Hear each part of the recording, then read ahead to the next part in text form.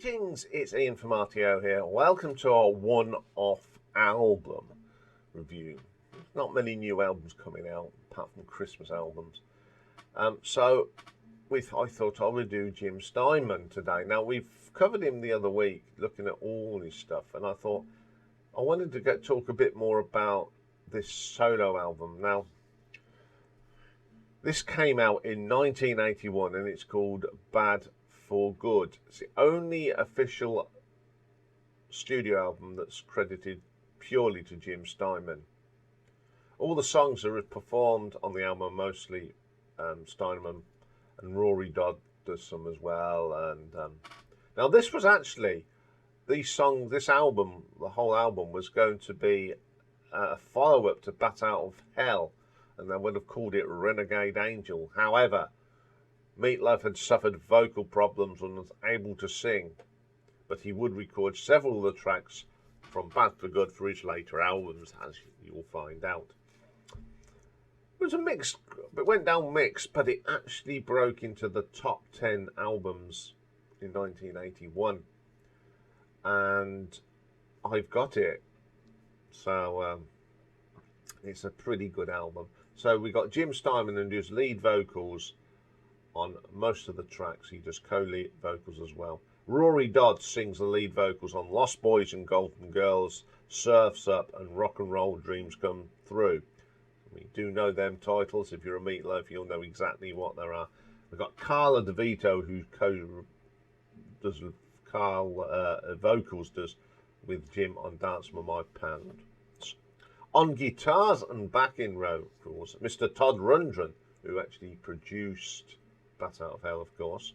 Davey Johnson, who's played with loads of people. He does some guitar work on some of the tracks.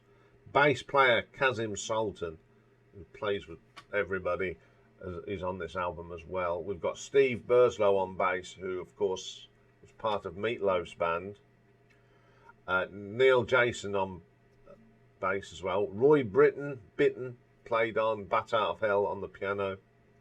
Steve Margoshes as well, and he conducts the New York Philharmonic. Roger Powell does synthesizers, another guy that's worked with lots of people. Larry Fast on synthesizers. The drummer, Max Weinberg from the E Street Band's on here. Alan Schwartzberg on drums, along with Joe Stefeko. Now, the interesting here, we've got Alan Rubin, Tom Malone, and Lou Marini, part of the Blues Brothers in the film. Alan Rubin is a great trumpet player, Tom Malone, great horns player, and Lou Marini is a great sax player. Brilliant stuff. And we've got Lou DeGatto on baritone saxophone on here as well. Ellen Foley, of course, sings on Bat Out of Hell. Eric Troyer. Now, Eric Troyer does backing vocals, but great singer, but he was one of the singers in ELO Part 2. Will Malone does some of the string arrangements. So, the first track, you know the title. It's the title song, Bad for Good, which appears, I do believe, I can't remember which of the Meatloaf's albums on it at this precise moment, but it's a really good song. Same sort of structure. The only difference is that Jim's vocals and Meat's are not the same. Jim's got more of a higher pitch, and Meatloaf's got the more grunt. But it's still a great song. Up next, Lost Boys and Golden Girls, another great song, which is on the Bat Out of Hell 2 album. Very similar in structure, but I think actually Meatloaf sings it with more passion than Jim. But don't take it away, I do like the song. Then we have Love and Death of an American Guitar. Now this is one of Jim's little sort of little poems. Now, you know, if you feel like at the beginning of you took the words out of my mouth on a hot summer night, would you? You know, it's in that thing. But this one is so emotional, and it's at the end when he goes, That's not how to treat an expensive guitar. Now, it appears on Bat Out of L2 as well as under another disguise.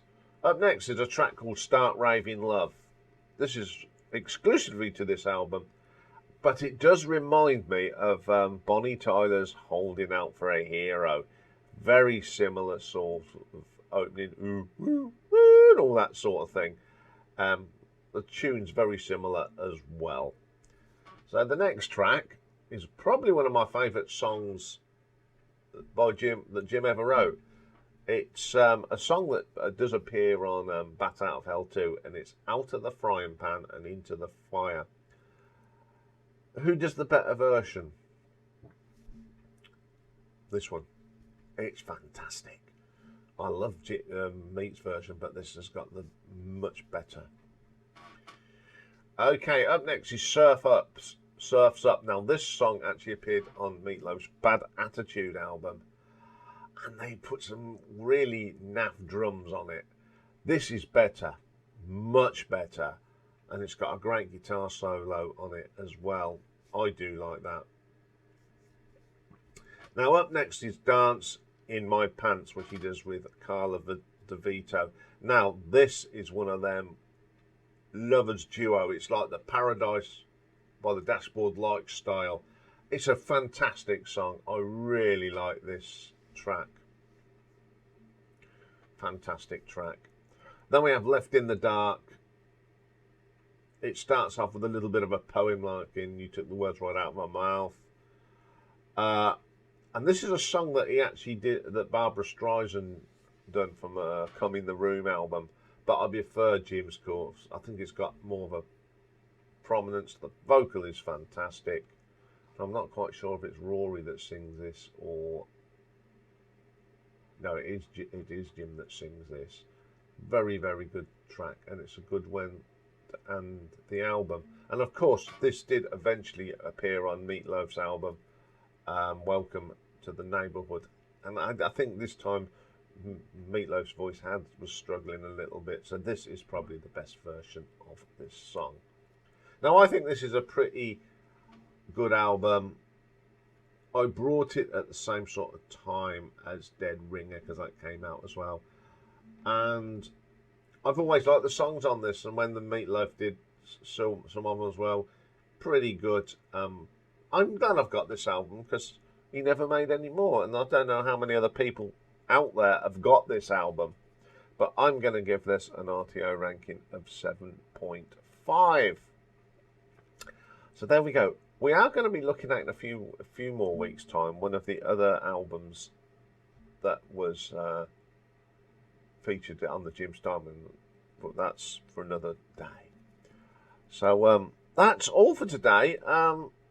We'll be around on Sunday when we go, myself, Richard and Simon will be looking at songs that we thought should have been #1 during the 1970s. So that'll come out on Sunday at some stage. It's got a busy old day on Sunday, so depends when I can get it in and edited and all that good stuff. So have a good weekend, everybody. And we'll be back anyway on Monday, where we have got Jim Morrison. Why do I always call him Jim Morrison? Because we have got Van Morrison, the part 2, and we're looking at the 1960s. And The Perfect Side on Monday is a great symphonic pop album from the 80s, and it's Human League's breakthrough album, Dare. So that's all coming up in the next few days. So see you all soon. Bye for now.